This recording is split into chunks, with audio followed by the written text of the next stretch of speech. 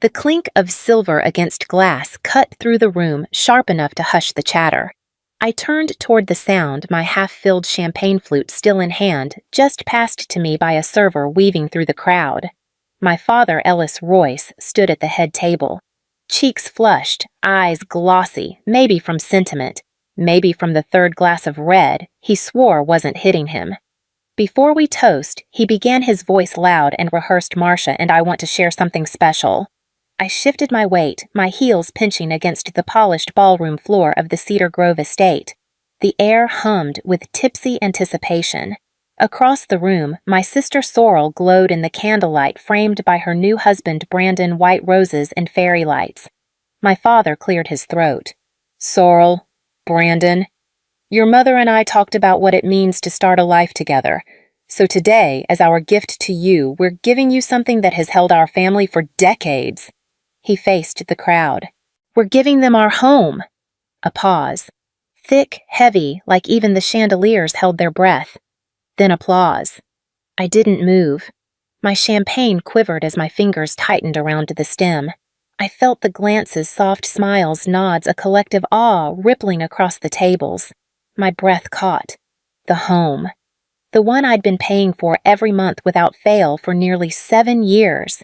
Heat crawled up my neck. I forced my jaw to stay loose as my mother dabbed her eyes with a linen napkin, overwhelmed by the sweetness. Sorrel gasped theatrically, leaning into Brandon's shoulder. I stayed silent. I sat through the speeches, my smile on autopilot, eyes locked on the centerpiece.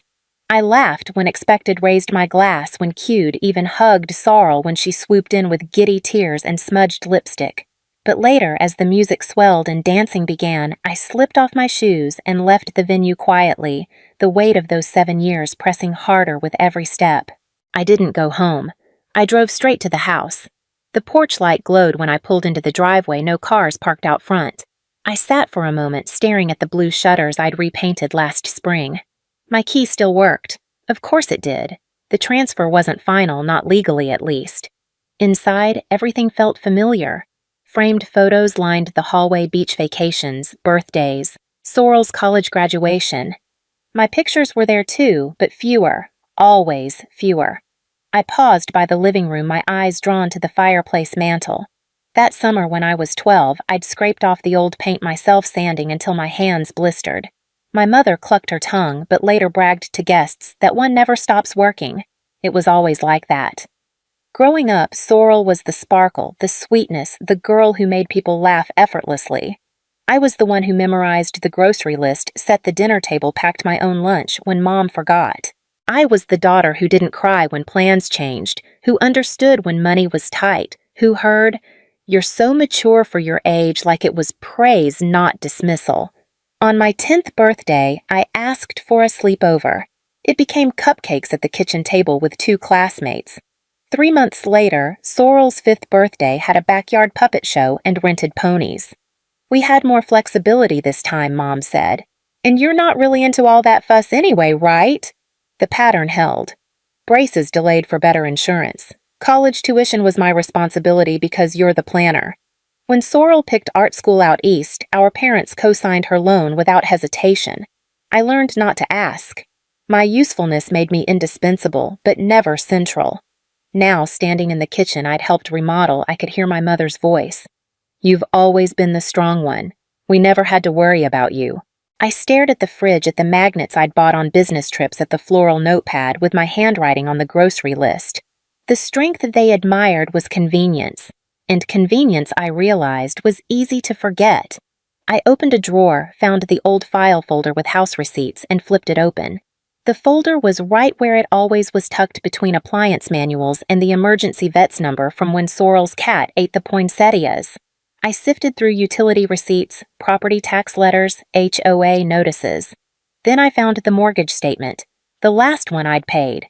It was still addressed to Ellis and Marcia Royce. Not me. I pulled out my phone and opened my banking app.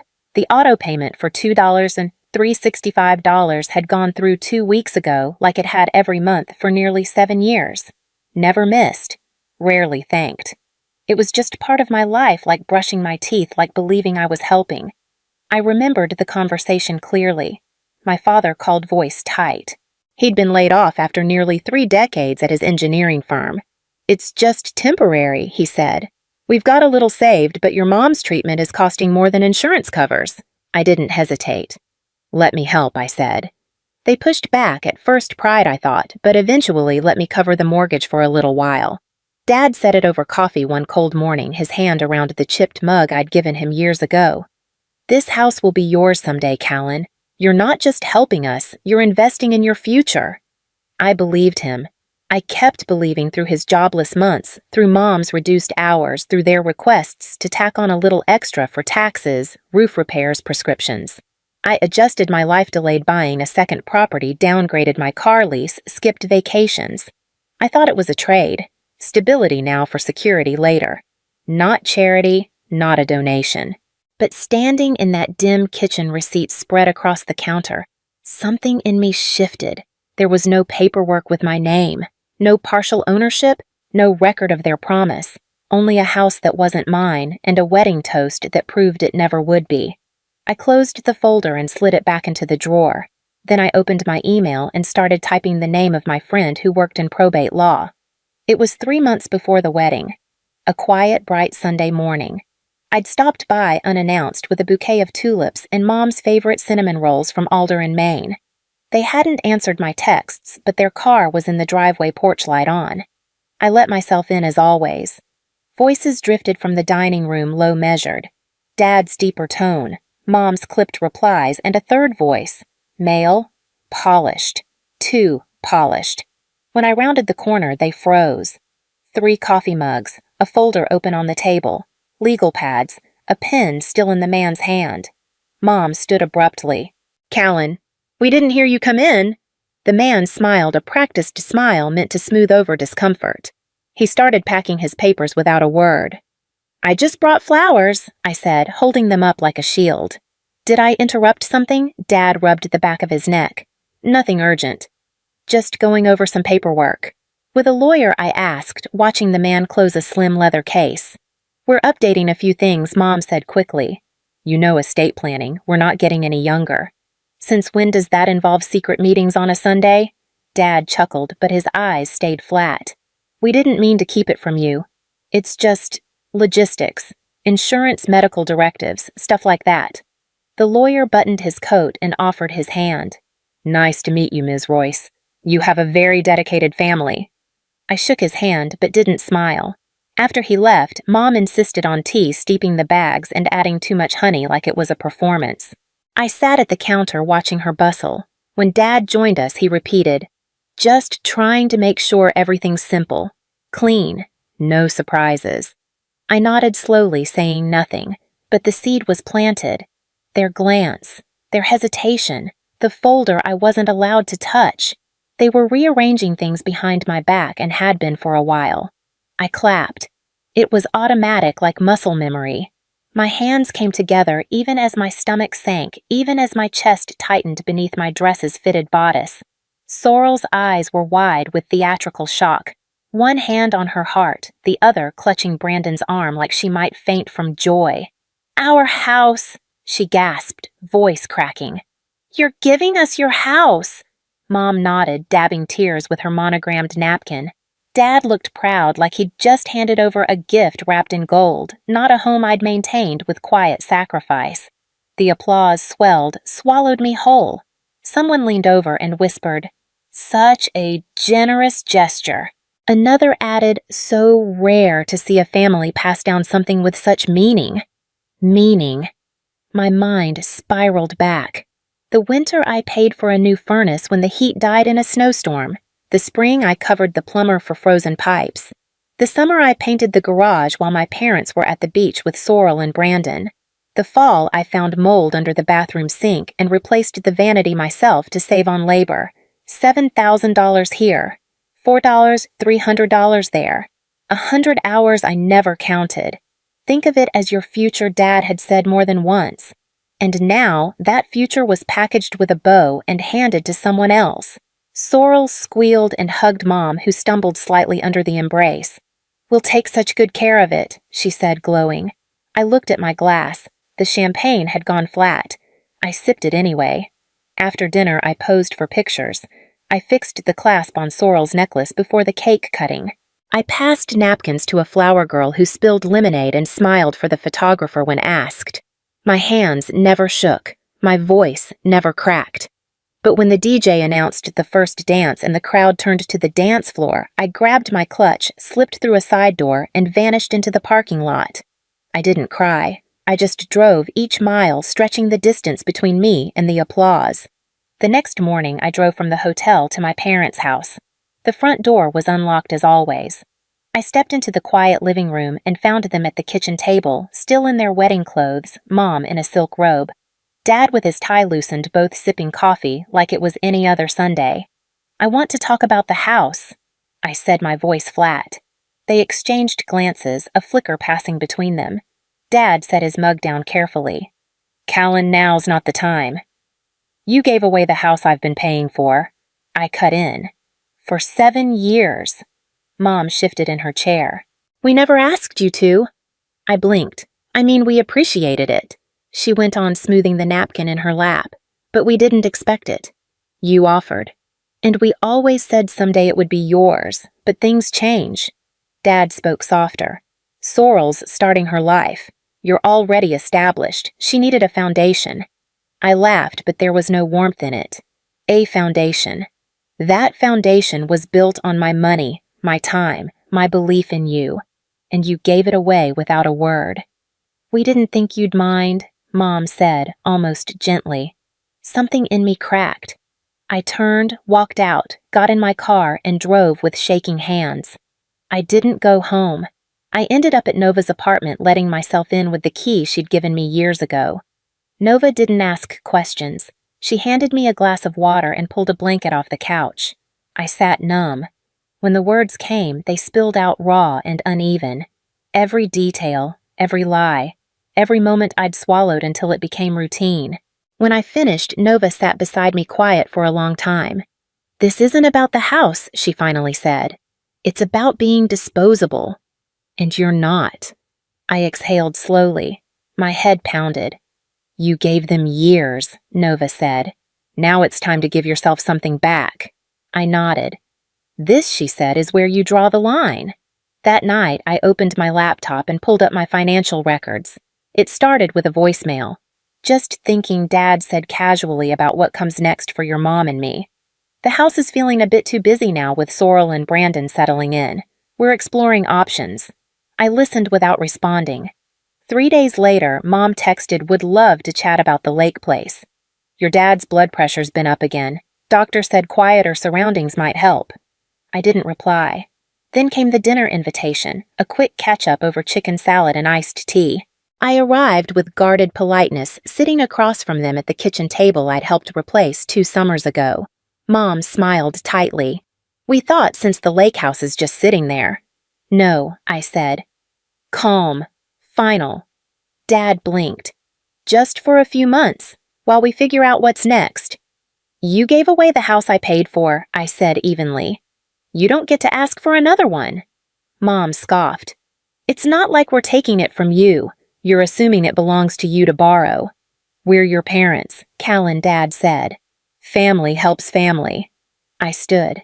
"And family respects boundaries. I won't offer that house." "Don't ask again." I left without dessert.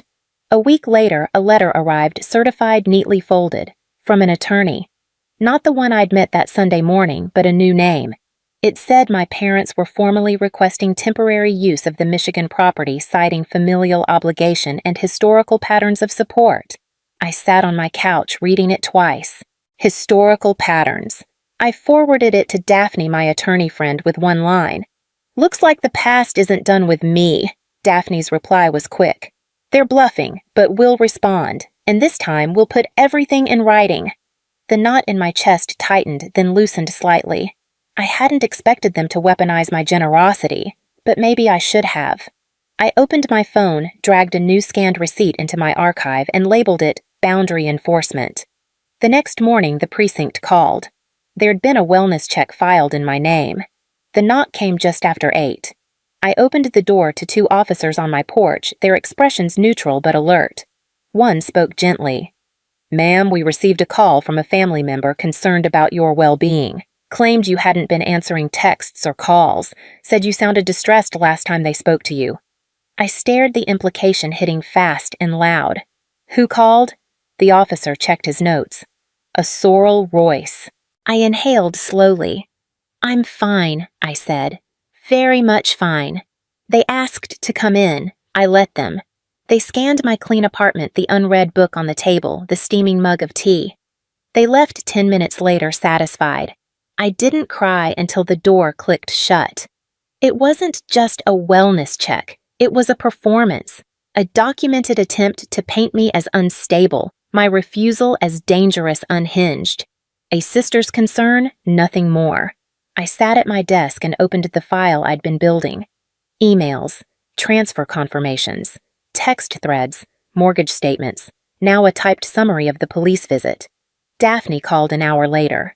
"You're documenting all of this I started 2 weeks ago." "Good. We escalate if they escalate. And this is escalation." My voice didn't shake anymore. "They want me to break, or back down, or both. Then let's make sure they get neither." That night I reread their attorney's letter. Then I drafted my own. No emotion, no pleading. Just facts, figures, and one firm line: I will not be contacted again without counsel present. I hit send and shut my laptop. The silence that followed was the first I'd chosen for myself.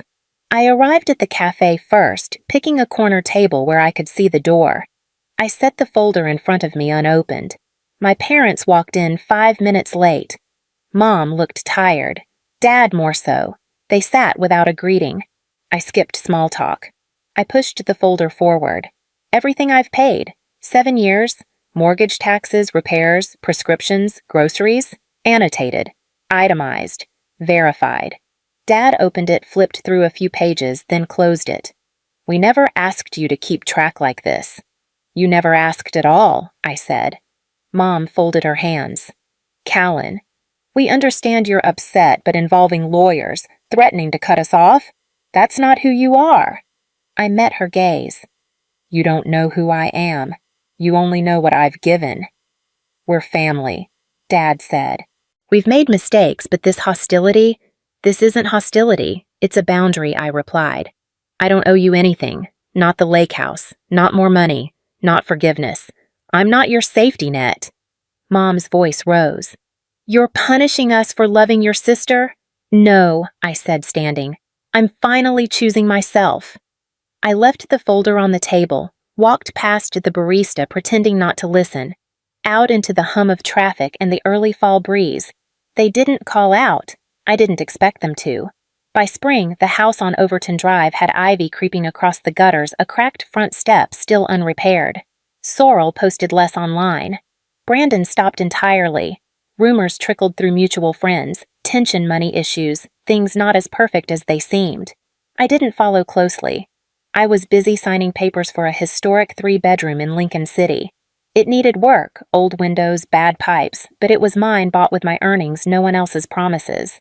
One Saturday, Dad showed up unannounced, hands in his pockets, looking smaller than I remembered. He didn't ask for anything, just said, "I'm sorry," and meant it. I nodded. That was enough for now. A month later, Mom called. Not to ask, to listen. She mentioned therapy, said it was hard, said she was trying. I listened, cautious, but didn't hang up. We met for lunch once a month after that. Nothing heavy. Just space to breathe, rebuild slowly without expectation. The lake house stayed mine. Untouched by requests, unburdened by guilt. Sometimes I stayed there alone. Sometimes with Nova, who brought wine, sarcasm, and warmth that asked for nothing. The silence in my life didn't feel empty anymore. It felt earned. And as I watered the new hydrangeas in my own backyard, I understood something simple and unshakable. My legacy didn't start with what they gave me. It started the moment I stopped asking.